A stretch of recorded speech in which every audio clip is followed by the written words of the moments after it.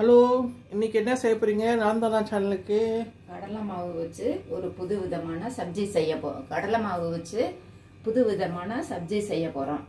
அதுக்கு முதல்ல சப்ஜிக்கு கடலை மாவு ஆவில அது ஒரு மாவு தண்ணி ஊற்றி மாவு பிசைஞ்சு தண்ணியில வேக வச்சு எடுத்துக்கணும். செய்யுங்க, அப்படியே செஞ்சுக்கிட்டே சொல்லுங்க. இப்போ 1/4 கப்பு நமக்கு வேணுங்கிற குவான்டிட்டிக்கு இன்க்ரீஸ் பண்ணிக்கலாம். நான் இந்த சின்ன கப்பு 1 கப்பில் மாவு போட்டிருக்கேன். இதில் உப்பு, இதுக்கு தகுந்த உப்பு,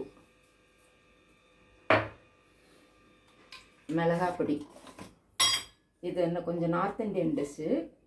இது பூரி, சப்பாத்தி, பொங்கல், இது மாதிரி இட்லி தோசைக்கு கூட நல்லாயிருக்கும். கொஞ்சமாக காரப்பொடி,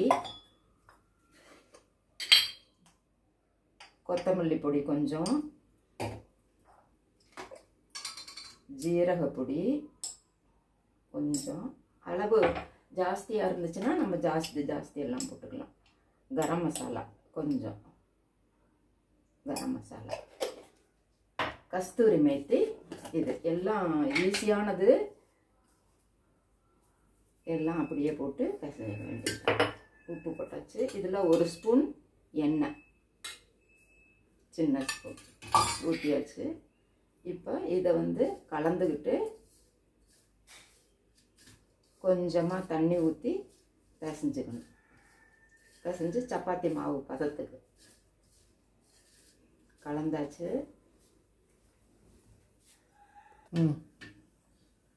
நல்லா கடலை மாவை இது மாதிரி எல்லாம் போட்டு இதில் கொஞ்சம் பெருங்காயமும் போட்டுக்கணும். பெருங்காயமும் போட்டுக்கிட்டு இது மாதிரி கொஞ்சம் எண்ணெய் தடவி உருட்டிக்கணும். தட்டு இது மாதிரி உருட்டி ஓரளவுக்கு இது மாதிரி செஞ்சு தண்ணியை கொதிக்க வச்சிருந்தேன் ஏற்கனவே. இதை போட்டு ஒரு 10-12 நிமிஷம் வேக விட்டுறணும். வேக விட்டு அதுக்கப்புறமேலே எடுத்து மற்ற சப்ஜியில் கலக்க போகிறோம். இப்போ சப்ஜி செய்யறதுக்கு தயிர் கொஞ்சம் எடுத்துக்கணும். இப்போ இந்த தயிர்லேயும் இதே மாதிரி மிளகாய் பொடி, இதுலேயும் அது ஒரு வேகறதுக்குள்ளே இதெல்லாம் ரெடி பண்ணிக்கலாம். இதுலேயும் கொஞ்சமாக மிளகாய் பொடி,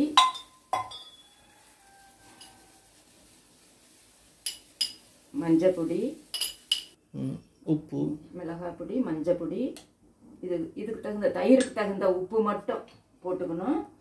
இதுலேயும் கஸ்தூரி மேத்தி கொஞ்சம் போட்டுக்கணும்.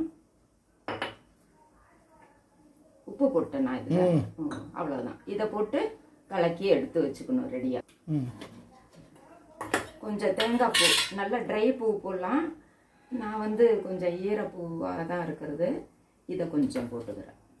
இது அந்த தயிர், மிளகாய் பொடி, மஞ்சள் பொடி, கொஞ்சம் கொத்தமல்லி பொடி, கஸ்தூரி மேத்தி, கொஞ்சம் தேங்காய், இதெல்லாம் போட்டு கலந்து ரெடியாக வச்சுருக்கோம்.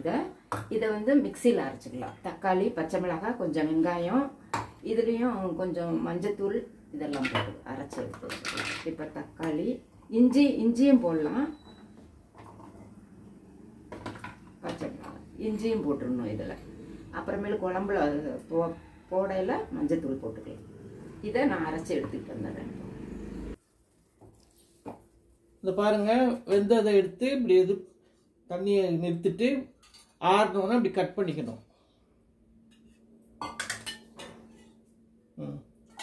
இதில் திரும்பவும் எண்ணெய் சட்டி வச்சு எண்ணெய் ஊற்றிடுறோம். எண்ணெய் ஊற்றிட்டு காஞ்சதுக்கு அப்புறமேலு ஜீரகம்,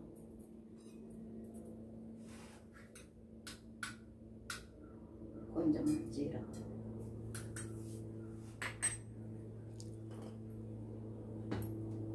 ஜீரகம் நல்லா பொரிஞ்சதுன்னா பெருங்காயத்தூள்,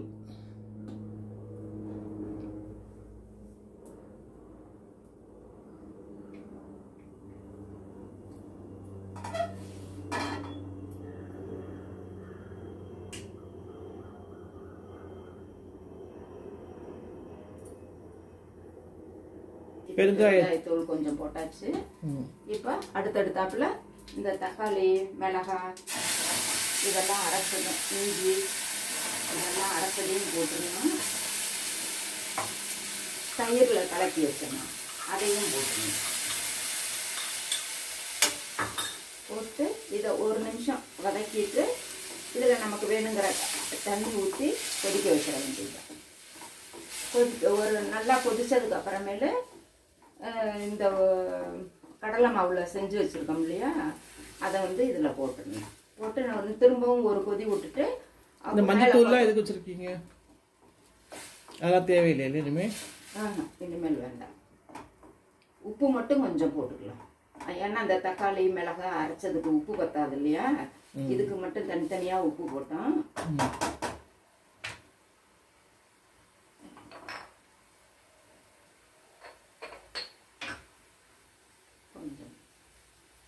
இதுக்கு வேண்டிய உப்பு மட்டும் போட்டாச்சு. கொஞ்சம் கொஞ்சம் மஞ்சத்தூள், கொத்தமல்லி தூள் வேணுமா? கொத்தமல்லி தூள் அதில் போட்டிருக்கிறோம்ல, அதனால இதுக்கு வேண்டியதில்லை. ஸ்பைசியாக கொஞ்சம் வேணுங்கிறவங்க போட்டுக்கிறதா போட்டுக்கலாம். இதுலேயும் போட்டுக்கிட்டா நல்லா தான். கொஞ்சம் கொஞ்சம் அதுலேயும் எல்லாம் கொஞ்சமாக தான் போட்டிருந்தோம். அவங்க காரத்துக்கு தகுந்தாப்புல கொஞ்சம் கொத்தமல்லி தூள் ஆட் பண்ணிக்கிட்டீங்க. நல்லா ஒரு 2 நிமிஷம் நடுப்புற ஒரு தடவை கிளறி விட்டோம். இப்போ 2 நிமிஷம் ஆயிடுச்சு. நல்லா பச்சை வாசமும் போயிடுச்சு, தக்காளி அந்த பச்சை மிளகாய் வாசமும் போயிடுச்சு. இப்போ ஓரளவுக்கு இந்த இது மாதிரி கிரேவி வந்துடுச்சு. இதில் வந்து நம்ம வேக வச்ச கடலை மாவு இதில் போட்டுடணும். உருண்டைங்களை அதை ஆவியில் வேக வச்சு எடுத்து கட் பண்ணி வச்சாச்சு. இப்போ இது மேலே கஸ்தூரி மேத்தி தூவி நம்ம க்ரீம் வேணும்னா நம்ம டேஸ்ட்டுக்கு தகுந்தாப்புல இதில் கலந்துக்கலாம். உப்பு இப்போ டேஸ்ட்டு பார்த்துக்கிட்டு உப்பும் கலந்துக்கலாம் இதில். இது வந்து எல்லாருக்கும் எல்லா இதுக்குமே தொட்டுக்கிட்டு சாப்பிட நல்லாயிருக்கும். பிள்ளைங்களுக்கும் இது மாதிரி பிடிக்கும். இப்போ நீங்கள் க்ரீம் ஆட் பண்ணுறீங்களா? கொஞ்சமாக போடுறேன். இந்த கொஞ்சம் க்ரீம் மட்டும் இதை போட்டு கிளறி விட்டு ஆஃப் பண்ணி தரேன். அவ்வளோ.